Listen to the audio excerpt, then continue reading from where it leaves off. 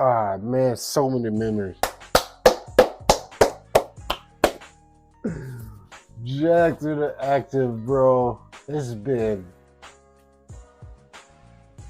since it's probably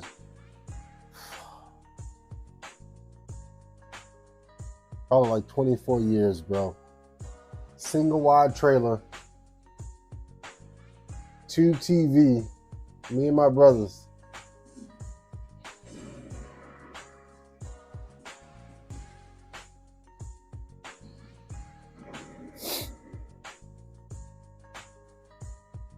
Nostalgia a bitch, huh? Oh my God, man.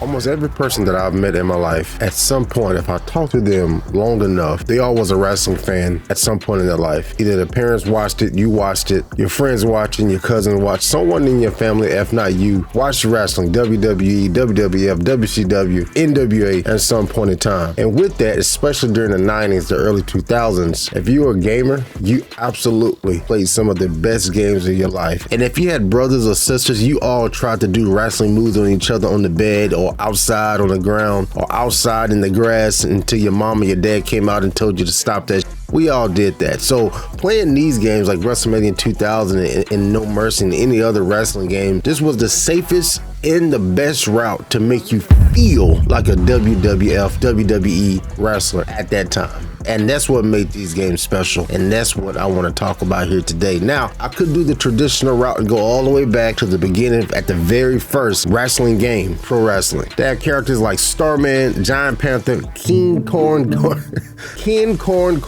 and King Slender. These were some gigantic stars back in the 80s, apparently. They have other videos out there that do that in the nice monotone, pleasant voice. That's not what I want to do. I want to jump forward to the games that affected me personally, that I remember, that I have memories about. I just want to take you through that, starting with WWF Warzone. I kind of get mixed up between WWF Warzone and WWF Attitude because they was really similar, but I remember the hand movements like this. You have Stone Cold and then like this. Yeah, you hit the stunner. Even then at that time, I remember thinking, why can't they ball their hands up like they're doing, in actual wrestling? I think I was like 8 or 9 years old. And those was fun. And we played those for a while because, again, we didn't have many choices, as I mentioned the other day in my Gaming While Broke video, that those are the games that we had. And all I know is we wasn't going to bitch or complain to our mom because she would have, one, slapped the shit out of us and then took the game. And for two, this was our first time getting to experience like a video game, and we wasn't out in the streets because I stayed in the hood. So this is a way to keep us inside. This was a way for us to continue our wrestling obsession whenever Monday Night Raw or WWF Smackdown, I don't even think Smackdown was out at the time. This gave us an extension of what we was missing, because it's not like it is today. You get, everything is on demand. You can pull up on your phone, you can put it on the TV like I have here right now. You can watch it at any point in time you want. Then it was quite simple. Monday Night Raw, Sunday Night Heat, and later we got Smackdown. But that was it, 8 o'clock to 10 o'clock. There was no other visuals to be found besides you playing with action figures. So from action figures to this was like, okay, we're still in the game. We're trying to re-simulate the matches that we watched on Monday Night Raw with the hand moving around like this. Then after that, something beautiful happened. It was just black tape that we saw at the rental store that said WrestleMania 2000. Remember, we didn't have YouTube or nothing. So there wasn't any trailers or anything like that. Maybe we saw something on Monday Night Raw, if I can't remember. I remember seeing the box and it's back there. And we was like, we seen like, oh my God, this Kane, the hands balled up. Freaked out, bro. And seeing that intro for the first time with the music and the freaking, oh God, what kids now say Pete. Oh, no. This shit was peak.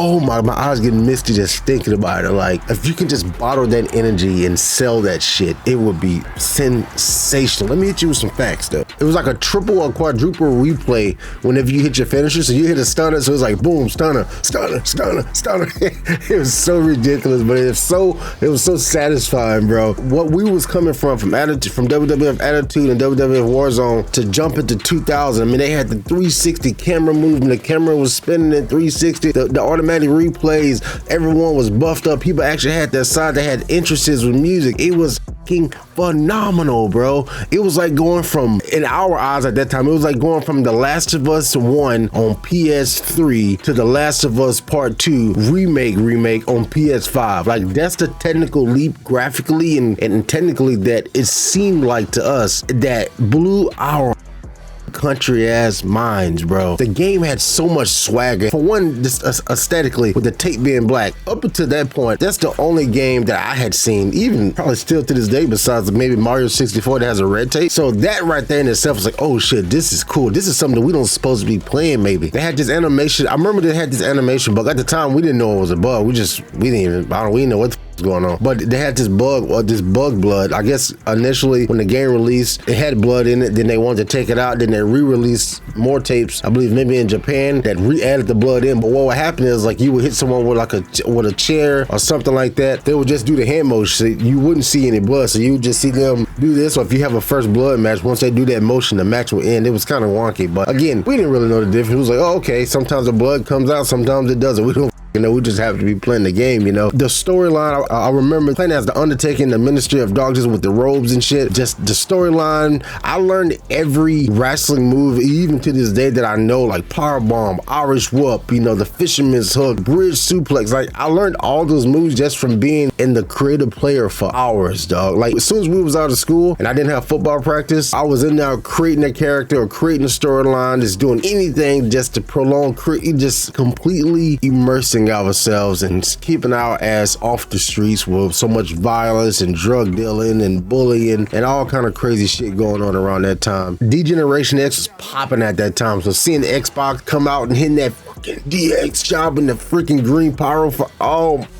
and just when we thought it could not get any better, the follow-up to WrestleMania 2000 that is heavily regarded to this day in 2024 as the greatest wrestling video game of all time. It was this little game called WWF No Mercy. Now, I just told you how our minds was melted whenever we saw the graphical leap and the gameplay leap from WWF Warzone and Attitude over to WrestleMania 2000. What do you think happened when we saw No Mercy for the first time and that glass hit and Stone Cold Steve Austin walked his badass down there with that walk and that intro, doing the middle finger? You can see we may have even passed out, bro. I may have woke up in a coma, but I can't even express the level of mind that it was. Once again, going to the rental store. Shit, I haven't even opened this one. Wreak havoc on the Federation, jump into the ring with the biggest, baddest jabronis around and experience the brutal WWF faction action never before seen in a console game. Over 65 superstars, all new double team moves like the Dudley 3D drop. Take on the entire Federation in survival mode. Take on the action in 10 different backstage eras. I didn't know they had Rikishi right there. I did it for The Rock. I was playing with my brothers, so them having like the tag team moves with the Dudley boys, we was already trying to do 3Ds and do TLC matches at home by ourselves. You know what I'm saying? Like, this right here was so unbelievable. And even now, like, knowing people are still playing this game, knowing people are still modding this game, knowing this is still heavily regarded as the greatest wrestling game of all time, really just confirms all the feelings and the thoughts and the emotions that I have about No Mercy that I could talk about for days, that shit you already know about. At the time though, I didn't know that this was released at the end of the N64 cycle. People was already moving on. I guess some people was upset at the time that they actually released its own N64. In today's day, they would be like, Death Stranding 2 releasing on the PS4. I can see why people would be salty about that, or holding back the game's performance, as they say nowadays whenever they drop these new games still on PS4 and Xbox Series X. I understand that. But at the time, thank God, right? And like I said earlier about WrestleMania 2000 making you feel like a wrestler, no. This made you feel like Stone Cold Steve Austin or whoever your favorite superstar was. It made you feel that shit. Oh my goodness. Then shortly after that, I believe that's when the first WWF Smackdown came out. Then Smackdown vs Raw. Then it was Smackdown Here Comes the Pain. And from that point, then it was pretty much PlayStation on. Now, during this time, I started to grow up. I was always still watching wrestling, but gaming wise, I think we started slowing down. A lot of stuff happened in my personal life. My little brother died. My mom was all fucked up. I started playing sports, and I was, I started getting in the streets, so that has started taking effect on me. So during this period here, all the Smackdown versus Raw games, I was completely out of. I was still gaming, was playing Super Mario 64 still. I think we had moved over to Twisted Metal, but we had jumped jumped over to like Madden, some of those games that you know that's popular in the hood, unfortunately. So I don't know, however you want to see it. It was about 6 or 7 years that I was out of the wrestling game in general, man, just having those memories to look back on. It wasn't until I graduated high school in 2008, I got a roommate, and my roommate, name is Brian, he probably is watching this, and just so happened by luck's chance, he was a big wrestling fan. Now, mind you, I was still a major wrestling fan at that time. Me and my boy Trey, we was going to all the pay-per-view events.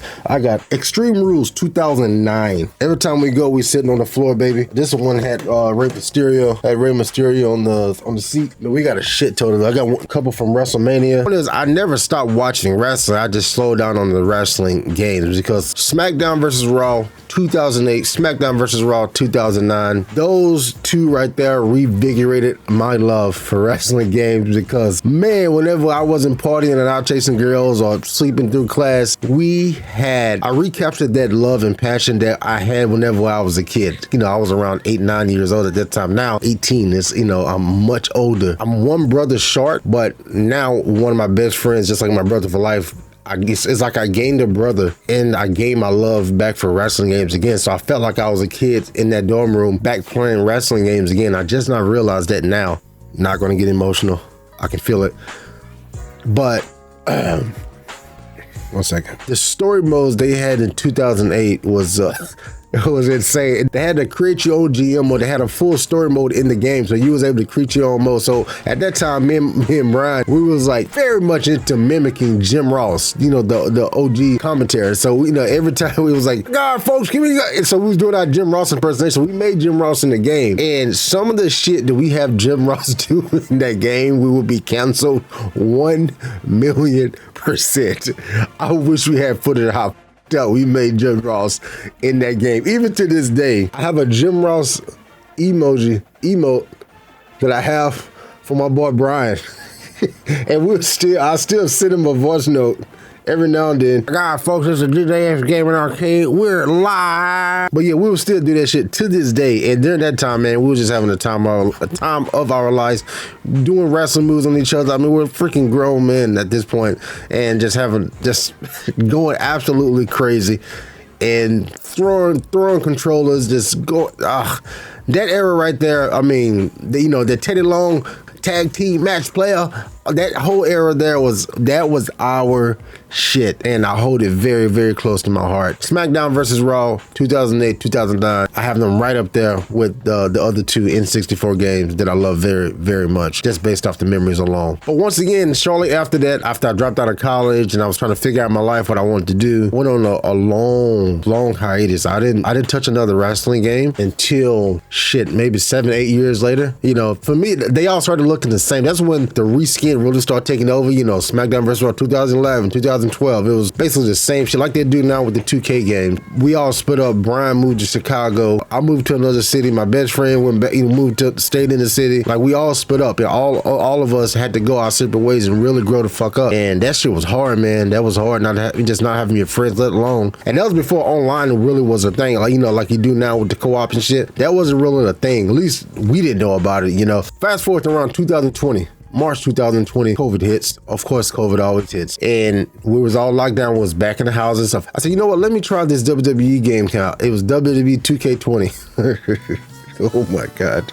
Can you imagine the shock I came back to after just telling y'all everything that I told y'all about? I was blown away. I was like, this is what they doing now? And of course, turned to find out, you know, it's the most broken game in wrestling history. Just from coming back from my initial impression, I was just disgusted. I think both of us were. I can't believe I just paid for this shit. I was more insulted than anything, you know, like this baby that we had, they just threw it out to the pasture. Of course, 2021, they didn't have a game at all. And that's whenever I came back, WWE 2K22, and this channel was up and rolling at this time. And that was the first time I had fun in years on a wrestling game, was WWE 2K22. I made some videos here on the channel. I had the time of my life. I was so happy that wrestling games was back. I was so happy that, and of course, just fast forward to now, 2K23, more of the same, 2K24, a lot of fun right now. And hopefully there's some kids out there right now just making the same memories that me and you got to make on these two games right here in itself. Very, very, very special, man. And it don't have to be a wrestling game. It can be whatever you and your friends are into, or you and your family are into. That's all you, and you don't have options. Again, going back to my video, when you don't have options, you just play what the fuck you have puts you in a different mind space. And I believe this is why wrestling games are so important. This is why wrestling in general is so important. It lets you just become the WWE superstar that you may not be able to become in real life. You can create your own character, create your own story, basically make your own music. Now